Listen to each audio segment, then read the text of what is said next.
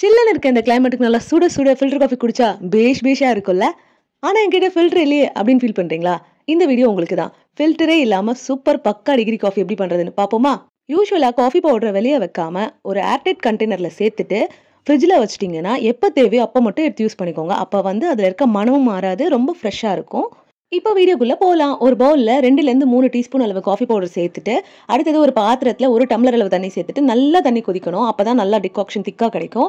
இந்த தண்ணி கொதிச்ச தண்ணியை நம்ம காஃபி பவுடரில் சேர்த்துட்டு இதில் 1 டீஸ்பூன் அளவு சக்கரை சேர்த்துக்கலாம். சக்கரை சேர்க்கறது எதுக்குன்னா டிகாக்ஷன் சீக்கிரம் கெட்டு போகாமல் இருக்கும். அதே மாதிரி காஃபிக்கு நல்ல கலர் கொடுக்கும். அப்புறம் 1 சிட்டிகை அளவு உப்பு சேர்த்துருக்கேன். இது ஆப்ஷனல் தான், பட் சேர்த்தா டேஸ்ட் நல்லா என்ஹான்ஸ் பண்ணி கொடுக்கும். இப்போ ஒரு ஸ்பூன் வச்சு நல்லா எல்லாத்தையும் கலந்துட்டு ஒரு தட்டு போட்டு மூடி 15 மினிட்ஸ் அப்படியே வச்சிடலாம். இப்போ ஓப்பன் பண்ணி பார்க்கலாம். நல்ல டிகாக்ஷன் நல்லா திக்காக ரெடியாக இருக்கு.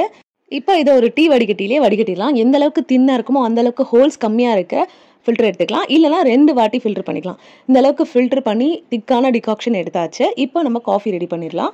இப்போ ஒரு பாத்திரத்தில் 1 டம்ளர் அளவு பால் சேர்த்துருக்கேன். பால் நல்லா கொதிச்சு வரணும். முக்கியமாக பாலில் தண்ணி கலந்துருந்தா நல்லா இருக்காது காஃபி. ஸோ திக்கான பாலை யூஸ் பண்ண பாருங்க. பால் நல்லா கொதிச்சதுக்கப்புறமா ஒரு டம்ளரில் தேவையான அளவு சக்கரை சேர்த்துட்டு அதே மாதிரி உங்களுக்கு எவ்வளோ தேவையோ அந்த அளவுக்கு டிகாஷனை சேர்த்துட்டு இதில் சுட சுட இருக்க பாலை சேர்த்துட்டு 2 ஆற்றிட்டு எடுத்து குடிச்சோன்னா தெய்வீகமாக இருக்கும்ல. ஃபில்டரே இல்லாமல் இந்த மாதிரி ஃபில்டர் காஃபி நீங்களும் ட்ரை பண்ணியிருக்கீங்களா? அப்படின்னா கமெண்ட்ஸில் சொல்லுங்கள். பண்ணலைன்னா கண்டிப்பாக ட்ரை பண்ணி பாருங்கள். தேங்க்யூ ஃபார் வாட்சிங்.